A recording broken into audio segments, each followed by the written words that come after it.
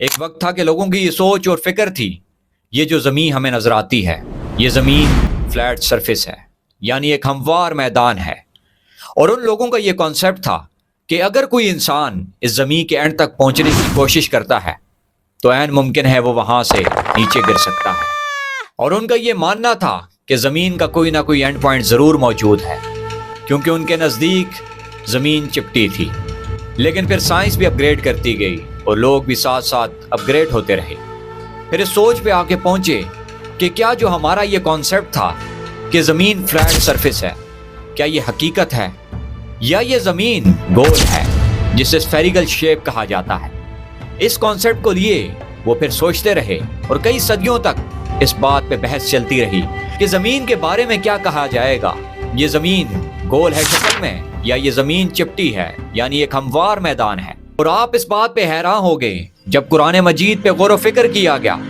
تو اس بات کا علم ہوا کہ قرآن مجید اس کے بارے میں پہلے سے آگاہ کر رہا ہے۔ قرآن مجید بتا رہا ہے کہ یہ زمین کی کیا حالت ہے، زمین کس شکل اور صورت میں ہے، جسے سائنس آج پروف کر رہی ہے۔ آپ ان شواہد کو جان کے حیران ہو جائیں گے اور آپ کا یقین آج کامل ہو جائے گا کہ قرآن مجید اس کو کیسے ڈیفائن کرتا ہے۔ اللہ تعالیٰ سورہ زمر میں ارشاد فرماتا ہے یکور اللیل علی النہار ویکور النہار علی اللیل، اسی نے آسمانوں اور زمین کو تدبیر کے ساتھ پیدا کیا ہے اور وہی رات کو دن پر لپیٹتا اور دن کو رات پر لپیٹتا ہے۔ اب اس آیت کریمہ پہ ذرا غور کریں کہ اللہ تعالیٰ کیسے انسانوں کو آگاہ کر رہا ہے کہ لفظ یکور کا استعمال کیا، اور عربک گرامر میں اس سے مراد کسی گول چیز کے اوپر کسی چیز کو لپیٹنا ہے۔ اسی لیے اگر عربک گرامر میں یہ بولنا ہو کہ بال کو گھماؤ تو اس کے لیے لفظ کور القرہ استعمال ہوتا ہے، یعنی بال کو گھمانا۔ اب اس کورہ لفظ جو ہے اس سے اس بات کا علم ہو جاتا ہے کہ اس سے مراد کسی گول چیز پہ کسی کو لپیٹنا ہے۔ اور اب زمین و آسمان پہ ذرا غور کریں، یہ رات اور یہ دن کا آنا کہ دن کو رات کور کر لیتی ہے اور رات کو دن کور کر لیتا ہے۔ اگر یہ زمین فلیٹ ہوتی یعنی ایک سیدھا میدان ہوتا تو کبھی بھی رات پر دن نہ آتا اور دن پہ رات نہ آتا، اور اگر آپ زمین و آسمان کو دیکھتے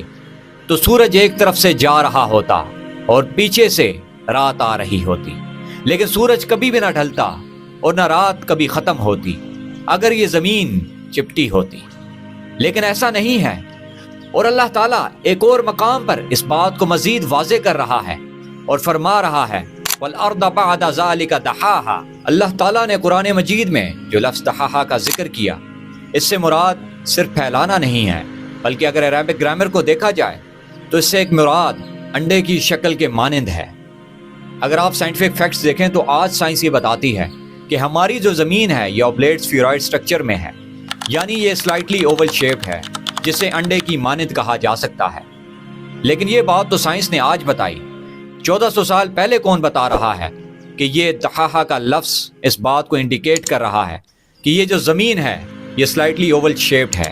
یعنی انڈے کی مانند ہے۔ یہ قرآن مجید بتا رہا ہے جو اللہ کی کتاب ہے۔ اگر آپ کامن سینس کو لے کے زمین و آسمان پہ ذرا غور کریں اور روزانہ کے حالات دیکھیں کہ کیسے اندھیرا چھا جاتا ہے روشنی پہ اور پھر روشنی چھا جاتی ہے اندھیرے پہ، ایک دوسرے پہ لپٹتے رہتے ہیں،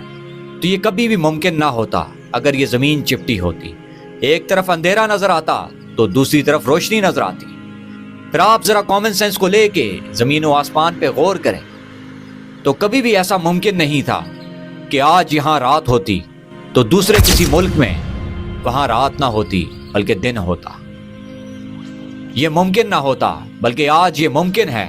آپ دیکھ سکتے ہیں دنیا کے حالات کہ کیسے آپ کے ملک میں اگر اندھیرا ہے رات ہے تو کسی دوسرے ملک میں دن ہے۔ یہ بات اس چیز کو ثابت کرتی ہے کہ زمین گول ہے۔ اور اس کے علاوہ اگر آپ چاند گرہن کو دیکھیں تو جب چاند گرہن لگتا ہے تو اس پہ سورج کا عکس آتا ہے، اور اس عکس کو اگر دیکھا جائے تو وہ گول ہوتا ہے۔ تو اگر آپ اس زمین پہ غور و فکر کریں اور کامن سینس پہ چیزوں کو دیکھیں تو یہ بات تسلیم ہو جاتی ہے کہ یہ زمین گول ہے۔ اور اگر آپ ہسٹری اٹھا کے دیکھیں تو یونانی جو فلاسفر گزرے ہیں اور جو یورپ تھا، یہاں پہ لوگوں کے یہی کانسیپٹ تھے کہ یہ زمین فلیٹ ہے، یعنی چپٹی ہے، ہموار میدان ہے۔ یہی کانسیپٹ لے کے وہ ہزاروں سالوں تک جیتے رہے ہیں۔ لیکن اگر آپ اسلامک سائنٹسٹ کو دیکھیں تو उनका कहीं ये कॉन्सेप्ट नहीं था कि ये ज़मीन चिपटी है, बल्कि उनका तो ये कॉन्सेप्ट था कि ये ज़मीन गोल है, जिसमें अल-बैरूनी जिसने ज़मीन की गोलाई को नापा इस कदर स्मार्टेस्ट साइंटिस्ट थे जो अल्लाह ने मुसलमानों को दिए, और दूसरे जिन्हें इब्ने बतूता कहा जाता था, उनका भी यही कॉन्सेप्ट था कि ये ज़मीन गोल है, यानी स्फेरिकल शेप में है, जिसे बाद में प्रूफ किया गया। और ये हमारे इस्लामिक स्कॉलर्स हैं जिनकी मेहनत है और इसके पीछे कुरान दलील के तौर पे मौजूद है, जिसने इन लोगों को आगाह किया और इनके सीनों को मुनव्वर कर दिया, जिससे ये जान गए कि ये ज़मीन की हकीकत यही है कि ज़मीन स्फेरिकल शेप में मौजूद है, जबकि बड़े बड़े साइंटिस्ट जो नॉन मुस्लिम थे वो इस बात तक ना पहुंच सके कि ज़मीन कैसे गोल हो सकती है। ये बात इस चीज़ को प्रूफ करती है कि कुरान मजीद जो 1400 साल पहले अल्लाह के नबी पे नाजिल किया गया वो कुरान सच्चा है, आप सल्लल्लाहु अलैहि वसल्लम की तालीमात सच्ची हैं, और इन पे हक़्क़ुल यकीन हो जाता है कि अल्लाह ताला कैसे स्टेप बाय स्टेप बंदे को आगाह करता है और एक एक चीज़ पे उसकी रहनुमाई करता है। इसीलिए तो कहा गया कि ये वो किताब है जो इंसानों की रहनुमाई के लिए उतारी गई, और इसीलिए इसका मौजू इंसान है। आज की इस वीडियो के बारे में कमेंट में लाजमी बताइएगा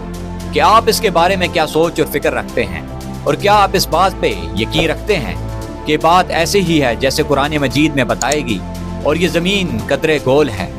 तो कमेंट्स में लाजमी अपनी कीमती राय का इज़हार कीजिएगा। वस्सलाम।